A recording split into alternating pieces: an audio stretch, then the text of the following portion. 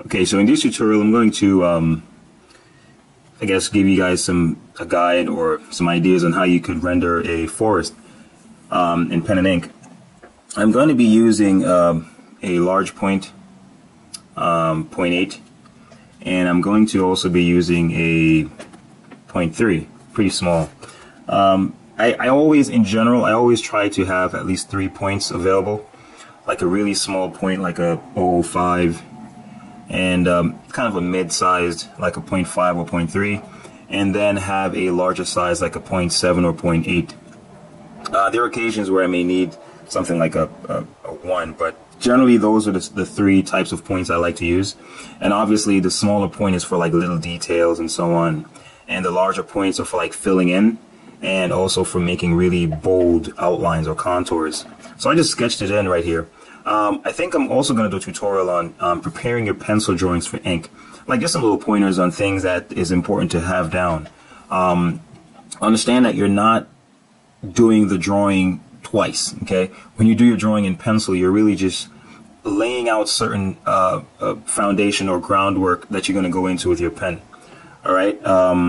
So for example, little notes to keep in mind about texture, little notes to keep in mind about value, and so on. But you're not necessarily, doing the drawing completely in pencil and then doing it over. And also, one of the most important things why it's good to do pencil before you do your pen and ink is because you're trying to get the proportions accurate. That's one of the most important things that you want to get done in your drawing is your proportions. You want to get things in the right place, the right size, right shape in relation to everything else, all right? Before you go in, you can have a beautifully rendered drawing with poor proportions and it's terrible. All right, so let's go in. So what I did, I pretty much just, have some trees here and, just random stuff. But the main thing I'm going to focus on or try to have you guys learn is how to use, to make the drawing interesting. Of course, there are different trees and so on. I'm just going to be using different types of textures on the different trees and so on, just to create some variety. So you can see how you can use your pen to create variety, all right, to still make your drawing pretty interesting to look at. All right, so there's a main tree here. Kind of like cut it off, this little box. There's a main tree here. So this one, I see it has a bold outline, so it's somewhat like framing the sides of the drawing. All right, so I'll just do some little outline stuff.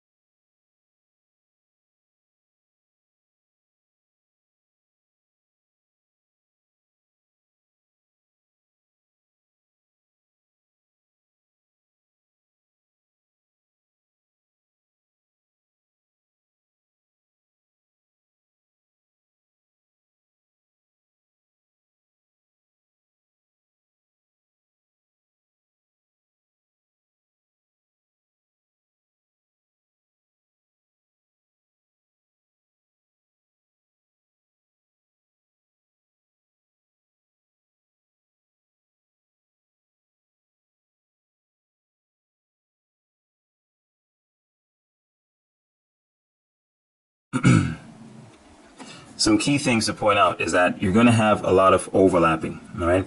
So whenever you're drawing a scene like this, it's good to have a thumbnail sketch in mind or a general outline of everything. And for mine, it's pretty much like I have a big tree here. It has a branch. There's some cluster of leaves here. And then this is pretty much the basic landscape. You can see the little horizon in the back. There's a little area of land here, and then there's another area of land here. And then there's another little area of land here. Now on the back, which are to represent the trees in the background, you're going to have like a little, that's going on, okay? And then behind it, you can create different layers. So in front of this, I'm just going to put a whole series of trees, as you can see here. There's one that's going out here. There's one that's here. and you know, there's a little one, some little ones in the background. So in other words, I'm thinking of a foreground, a midground, and a background. All right, these are in the foreground. So for example, I'm going to use horizontal lines. Foreground, right? This is foreground. And midground, you have, these are in the middle. This creates a sense of depth. All right. And then in the background, you have these little shrubs. So these are not as distinct. So what you find is I get more detailed with things that are in front, a little less detail with things that are in the midground, foreground, midground, background. And things that are in the back are not going to have as much detail. So for example, like I won't have to draw details of trees. I can just do this.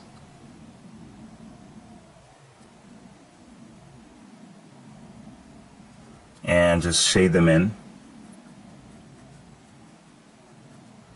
And that will be enough to create the impression of you know, trees and shrubs or leaves or whatever further away. So you won't have to focus on individual leaves for things in the background, just like, you know, here I'm being a little bit more detailed. And I could even create, you know, even with this, you can see individual leaves, but the details of each leaf is not really that clear. If I wanted to have an overlapping leaf, for example, I could have one, just have one pop up right here. All right. See, so this is definitely showing the veins and so on. So I see a lot more detail in something like this that's in the background, in the foreground. Whatever plant this is showing a lot more information than these are, because this is really, I'm saying this is really close to us.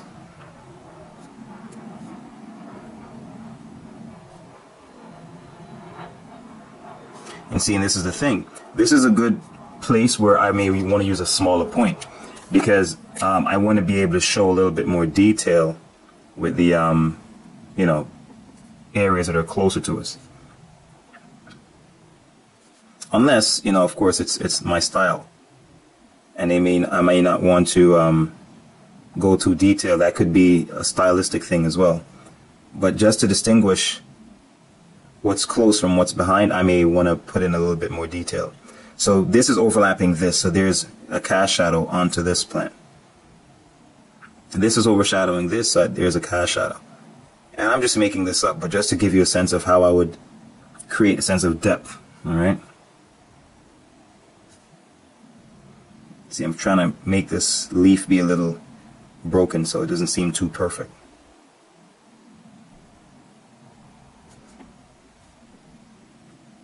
Similarly with this one.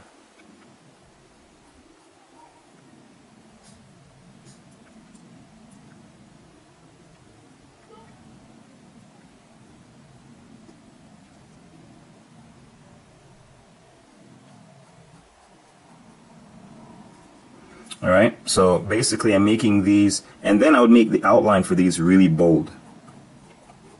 You know, I'm trying to assert that this is closer to us, and things that are further away. All right, and notice it seems to pop out, seems more in front.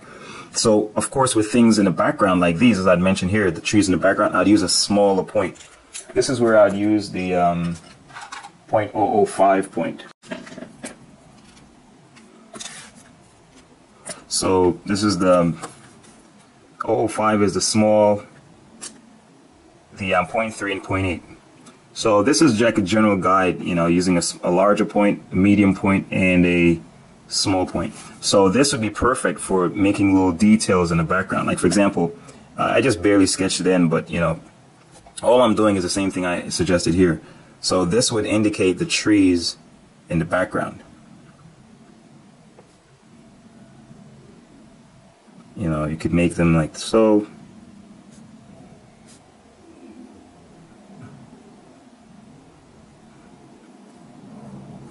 Some are tall.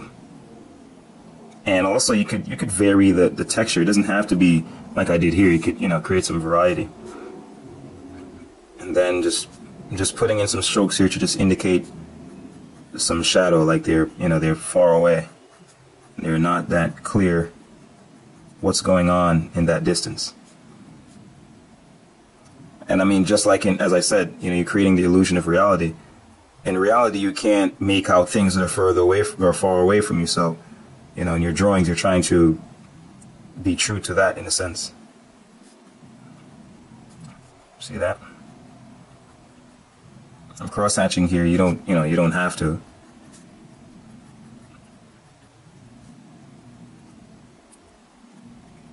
All right. So just showing you how you can create the distance in the back. Now, I'll use the medium point for most of the drawing. So let's do it one at a time. Let's do the foreground, then we'll do the middle ground, then we'll do the background. So the foreground here, creating some trees, and of course, understand that this is just a basic model I'm using here. You could make this a larger drawing or a smaller drawing, but what I'm saying is, if I were drawing a scene like this is the model that I would have in mind. Things that are close, things that are in the middle, and things that are further away. And it doesn't necessarily mean they're collinear, meaning all middle things are on the same distance away from me. It just means that there's a general middle space, a general fore space, and a general background space. All right. So as I said, this tree is in the foreground, so of course it's going to have a little bit more detail than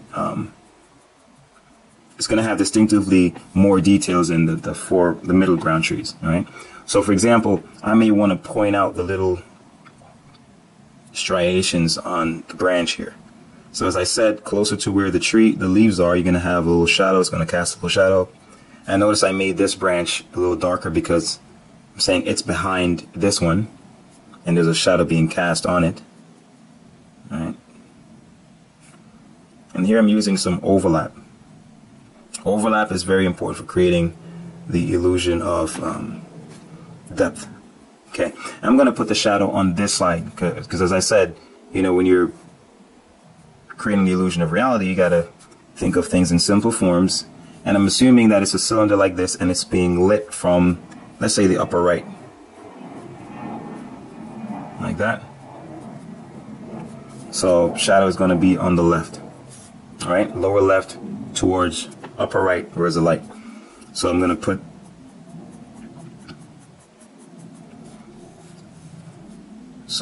start creating some texture as well as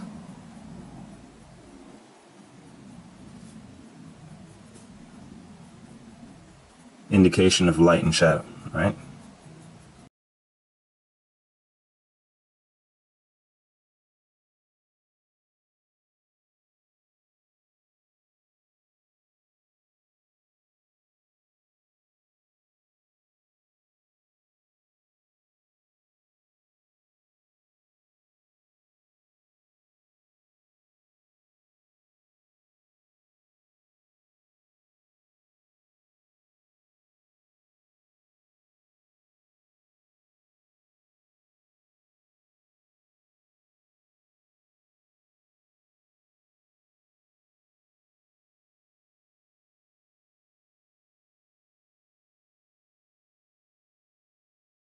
So just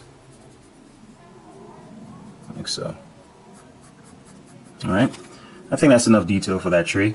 So for these little plants, see these little empty spaces, you want to fill that in, okay? So you could, for example, just lay in some lines very lightly, because you don't really want empty space. You want space. You want to suggest that something is going on in that space, even if without drawing something there. All right.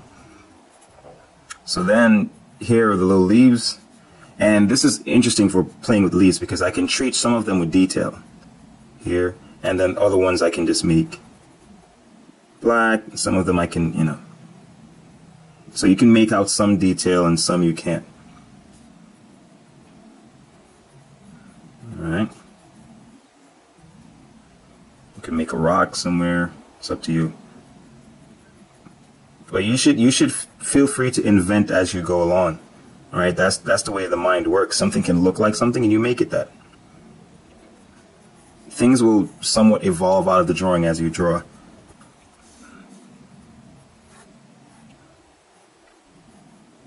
You just kind of go with it. All right, so I think that's good for the foreground area. Saying this and this are in the foreground. This is closer. That's why the details are a lot more clear, and this is. All right, so now we're going to start doing the little middle ground area. Actually, maybe I want to give these leaves a little bit more character.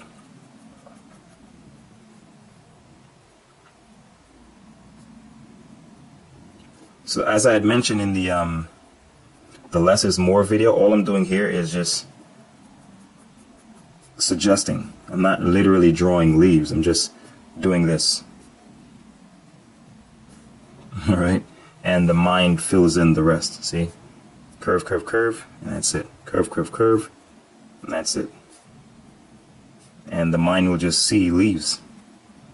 It's like when you look at a tree, you can't see all the leaves.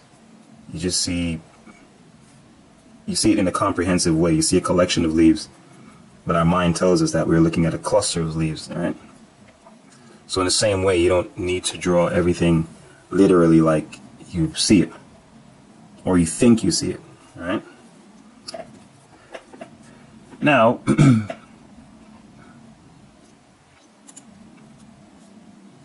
gonna put a little coconut tree somewhere in there. Say it's right here.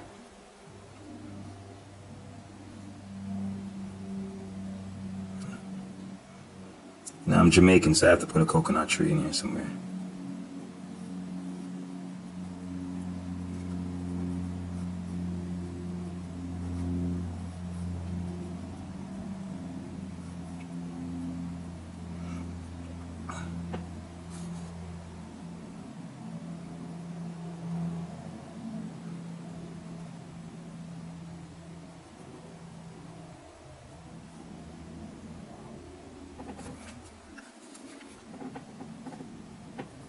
So with this tree right here, I'm going to, especially with these two, I'm going to give them a little bit different treatment as far as their leaves, so they can be distinguished from this one, all right? So I'm going to give them perhaps a different little type of leafing. So since I use, with this one, I use more like curving scribbles, like so. With this one, maybe I'll use a little, and I'll use a different pattern as well.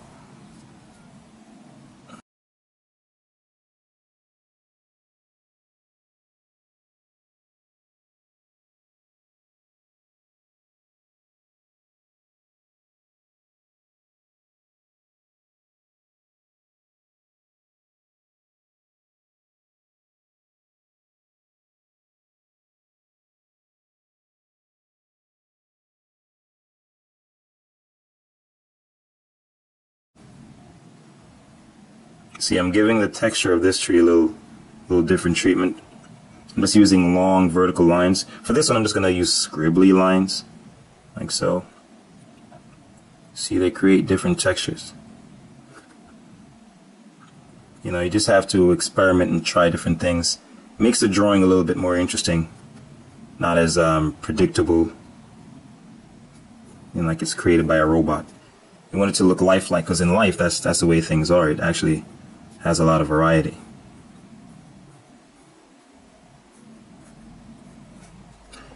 You could even make this one even be different, so it has.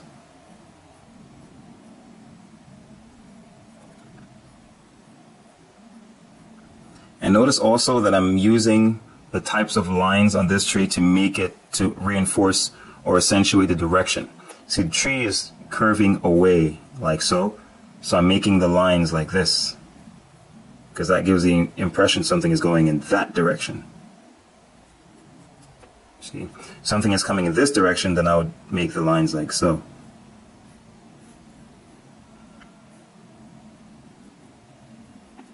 See?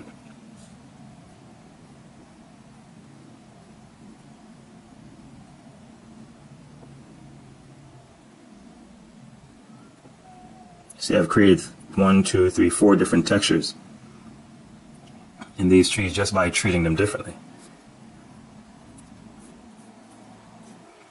I'm going to make the leaves on this one be somewhat like, you know, have a different type of a texture as well.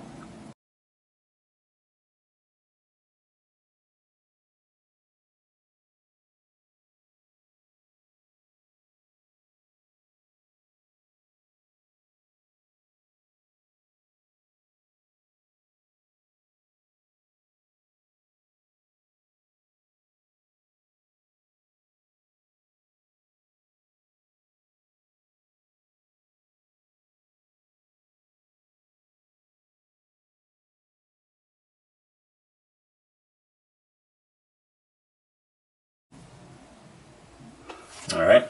Now I'm just gonna treat this little area here. Actually, I could say another coconut trees right here.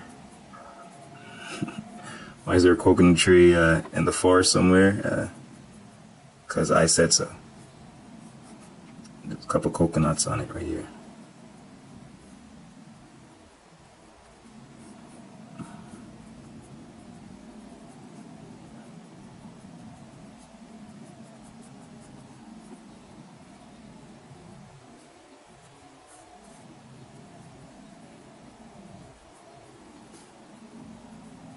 All right, so let's create this ground area, and that'll be the last thing we'll focus on.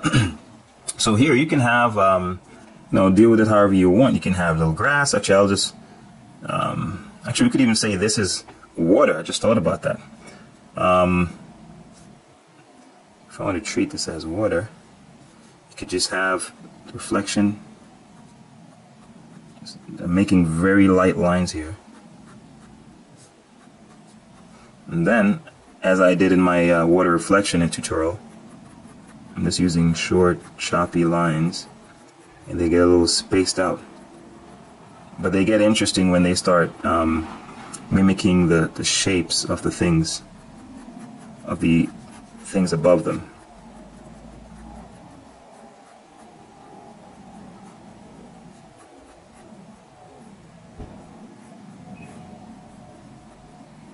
Alright.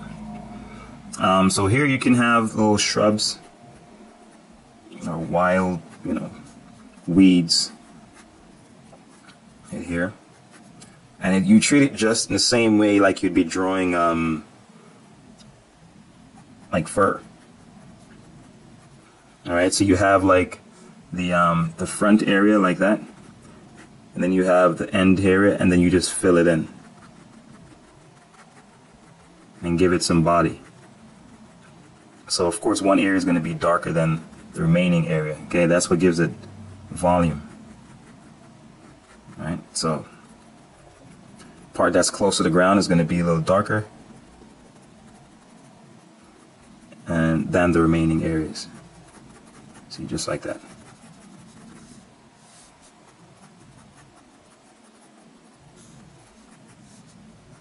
You can have some bursting from behind, because they're saying this is in front. However you want to treat it. Then here we could actually have some smaller plants, Let's see. So you're creating variety, which is pretty good. And all I'm doing here, I just have a line, put little shapes on either side, just like this. And I'm not joining them because they're from a distance, and so in other words, they're not clear. Alright, you just do this over and over. See, they're not joined because they're far apart. It's not that much detail. You just know that there's a lot going on. So you can see it and you can't make it out at the same time. Right? And there's always going to be areas where we can't make out what's going on. It just looks like a lot of mess. So this could be an area right here. I'm just having a bunch of, lines like so. There's a lot of things going on. Trees or plants we can't really make out. And again, we're going to make one side a little bit darker where there's the light. Give some little oddities there, little marks here and there. Alright, and in these areas you can either just leave it blank like that, or you could use lines to create that sense of overhanging shadow in the background. Alright, it's really dark and misty.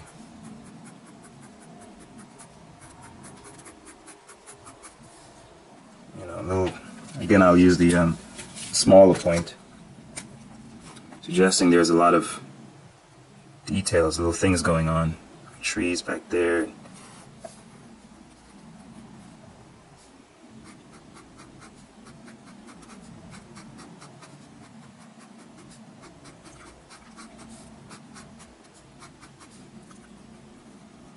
All right, that's pretty much it. I think that gives a good idea. But, you know, just keep in mind the general idea of having a area in the front, area in the middle, and area in the background, and that will create a sense of depth for you. And just experiment with using different strokes. You know, that's what, I think pen and ink drawing is all about.